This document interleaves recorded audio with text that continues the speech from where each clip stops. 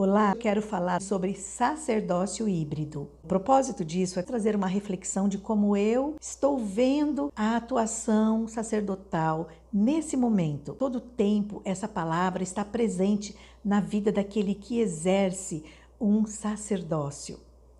Contudo, nunca nós podemos observar isso tão de perto, hibridamente, liquidamente. Vamos ver alguns conceitos. A palavra sacerdócio vem do latim sacerdos, sacerdote, literalmente aquele que oferece sacrifício, e de sacer, sagrado, mais a raiz dare, dar, oferecer.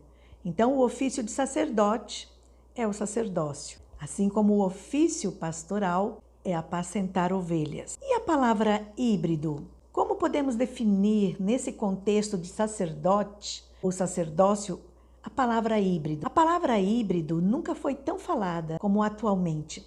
Ela se refere àquilo que não está presente, mas está presente. E a palavra híbrido se refere a algo que foi alvo de cruzamento entre espécies ou raças, variedades ou gêneros distintos e seu descendente. Nunca ouvimos falar tanto sobre isso, especialmente nesse momento onde estamos sendo incentivados a exercitar o nosso conhecimento. Teofania é uma terceira palavra que cabe dar uma explicação entre sacerdócio, híbrido, teofania, para juntarmos isso nessa reflexão.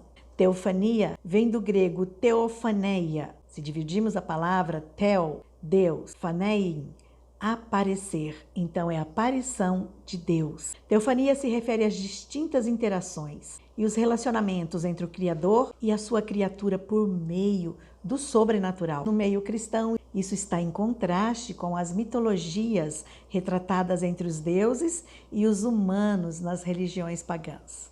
O sacerdócio híbrido sempre se manifestou de diferentes formas em templos, em religiões, mas e hoje? Como podemos desenvolver um real chamado, uma real vocação, um real sacerdócio? E no Antigo Testamento, Deus sempre quis estar no meio do seu povo. Se lembram dos textos onde ele se manifestava por meio de sonhos? Era uma teofania, uma forma de Deus estar no meio do povo. Então ele falava em sonhos. Ele falou com Abimeleque, lá em Gênesis 20, versículo 3, quando Abraão disse meia verdade sobre quem era Sara e ela foi para o palácio do rei de Gerar. Então Deus fala com esse rei por sonhos. Com Jacó, Deus falou em Gênesis 31, 10 a 11, sobre os animais listrados e dá uma mudança financeira na vida de Jacó. Deus fala com Labão, sogro de Jacó, lá em Gênesis 31, 24,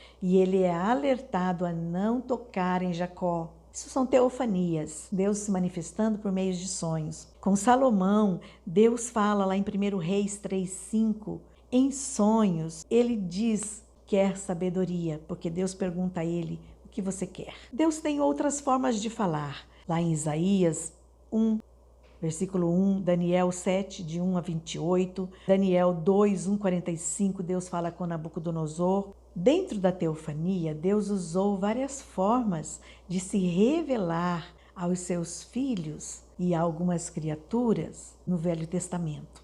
Deus falou com Salomão através de sonhos. Dentro da teofania, Deus falou com José em sonhos, falou com Daniel, com Abraão.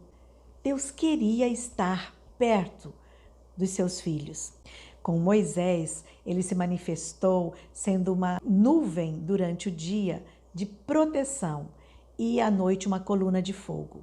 E até mesmo na tenda da presença de Deus, ele descia em forma de nuvem, em forma de coluna, e ele falava com Moisés diante de todo o povo que ficava em frente às suas tendas, vendo Moisés falar com Deus e adorando a Deus de longe. Mas esse sacerdócio exercido no Velho Testamento, onde Deus falava em sonhos, onde Deus falava por aparições diferentes, como isso se revela no Novo Testamento? Uma forma que vemos Deus se manifestar no Novo Testamento, Maria é visitada pelo anjo em Mateus 1,18 e então é anunciado para José que o que havia nela era algo espiritual. Esse encontro entre o sobrenatural, o espiritual e o humano nos fala do sacerdócio híbrido.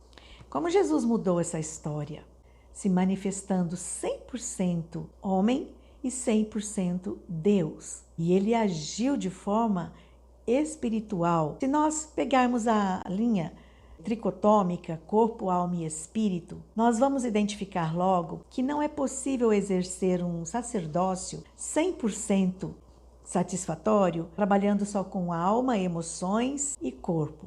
Precisa haver uma revelação no sobrenatural, na nossa parte espiritual, um chamado autêntico, um chamado poderoso, sobrenatural, aonde o nosso espírito vai receber uma revelação de um chamamento para refletir na vida das pessoas aquilo que Deus quer ser na vida das pessoas, e nós somos as ferramentas para levar as pessoas até o Pai, até o Criador. Esse processo é um processo desprovido de interesses pessoais. É um processo onde nos curvamos para os interesses de Deus na vida da humanidade. Ele nos convoca para sermos misericordiosos, compassivos, empáticos, para sermos cheios de compaixão, aonde Cristo pode se revelar através do nosso espírito na vida das pessoas. E nunca como hoje, no momento híbrido, podemos fazer isso tão bem. Talvez não podemos estar presencialmente na vida das pessoas, mas nós podemos usar todas as ferramentas da tecnologia, em áudios, em chamadas de vídeo, por e-mails, videoaulas, tantas ferramentas nos é oferecido que podemos desenvolver esse ministério, esse chamamento, essa obra maravilhosa de um sacerdócio edificando pessoas hibridamente, liquidamente. Um exemplo, voltando ao Velho Testamento, o Senhor não estava face a face com o povo no deserto, mas ele usava a nuvem, o trovão, ele usava o vento, a rocha para se manifestar. E no Novo Testamento, Cristo, até a morte de cruz, estava com as pessoas, com os discípulos, com os seus seguidores. Depois da sua morte, ele vem novamente e conversa com eles, fica com eles 40 dias, se manifestando no meio deles. E depois é assunto aos céus, diante dos olhos deles. E agora ele habita dentro de nós. Somos o seu templo. Não posso ver, não posso tocar, nem sempre posso ouvir a sua voz, mas eu posso sentir Jesus. Eu posso sentir a sua presença através de situações, através do vento.